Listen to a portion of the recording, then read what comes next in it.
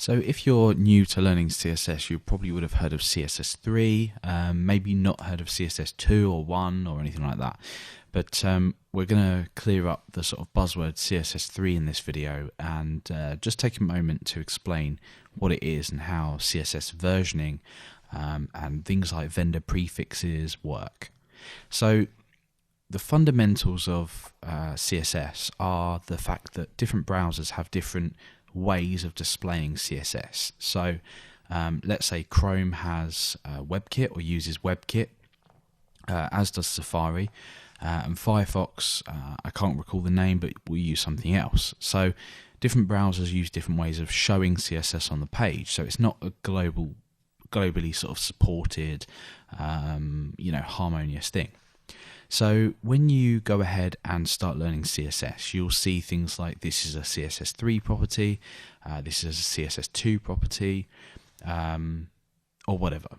But basically what happens with CSS versioning or features or anything like that, if you like, is they are proposed. So the W3, the World Wide Web Consortium, will basically, or the W3C, will basically the ability to submit a request, if you like, or a feature.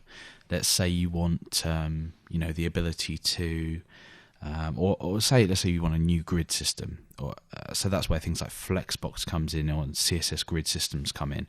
So you go ahead and submit a proposal, and blah blah blah. It goes through lots of different stages, and then it starts to get implemented into the different browsers. So browsers will implement it in their own way initially, and that's where vendor prefixes come in. So CSS3 is basically a continuation of the different versionings of CSS, but you can still use older elements. Things get deprecated, as you would, in all sort of programming languages, if you like. But CSS3 will, give you sort of new features. Then when we move on, say, to eventually CSS4, depending on when you're watching this video, you'll have new features, but new things are added all the time. So it doesn't mean that if a CSS3 feature is not available in Internet Explorer, it could be available in Chrome or Firefox or something like that. So that's basically how the versioning of it works. So in this button example, we've actually used a CSS3 feature, and we can go ahead and add another CSS3 feature to this if you want. And these were introduced as let's talk about the drop shadow first. So you can see that there's a slight drop shadow on this button just behind the text, and if we click on this element, we can see that there's this text shadow property here. Now what that does is obviously applies a text shadow. There's lots of different ways you can use this, so the left, right, or the X, Y coordinates, the spread and the color and things like that. But we'll look at that later on in the series. So basically, this is a CSS3 property, so it's added in CSS3. It's supported across pretty much all of the major browsers, I think, from IE9 above as well. But basically, this shadow has been added or proposed by someone simply because it gives a nice effect within the browser. It's fast to load, and it basically means there's no need to import an image into here. So traditionally, if you wanted a shadow, you'd have to bring in this text, maybe with a transparent background and a shadow, or you'd have to have this entire button as an image, which is inconvenient, because if you wanted to go ahead and change the text, you with an image, you're going to have to load up, whatever you're using to edit images with, change the text, re-export the image, perhaps upload it to your web server. With this, we can just use CSS to change things like the shadow. Let's say we wanted the shadow to be slightly darker. We can do all of this. This is a CSS3 property. That's why I'm discussing it. Now, if, for example, you have a CSS property that isn't supported globally or harmoniously across browsers, you have things called vendor prefixes, and they look a little bit like this. So, for example, with text shadow, we may want to add a vendor prefix for WebKit. We may want to add a vendor prefix for Microsoft. And this would be just something, we'll just set it to 0. And we also might have something like Moz, for example, so for Mozilla.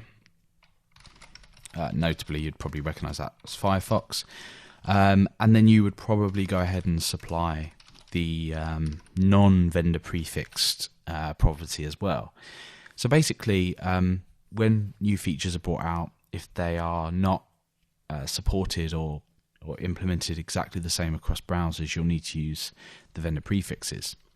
Now, CSS3, as sort of I've already mentioned, isn't a new version that you install or you upgrade to, or isn't particularly supported for people that haven't done the same. With browsers like Chrome and Firefox, these are automatically updated. So what will happen is, with their builds that they release, these will automatically be updated and installed on users' computers. So if, for example, you say, oh, hold on a minute, the border radius property sounds really good. This is another feature, CSS3 property, that allows you to create radius for the border corners. So, for example, I might say I want this at 3 pixels. What this now does is it will round off the corners for you really nicely. So you can see now that, this looks really nice. It almost looks like an image on the page. But if you are worried about using this, it doesn't matter, because if the property isn't supported, it will simply be ignored, and that user will then be served with something with harsher edges. So it doesn't really matter too much about experimenting with different properties, as long as it's doing it for enhancement and not for a functional purpose. It doesn't have to be, it's not absolutely required. So basically, we've looked at 2 CSS3 properties. We've understood sort of how CSS versioning works, if you like. There is a lot more to this, a lot more than it to this. So if you head over to W3C, you can go ahead and read up, the different proposals and see their status. And this is a really great way to keep up with different versionings and different properties that are being proposed and implemented into different browsers. But yeah, that's basically what CSS3 is and how CSS versioning works.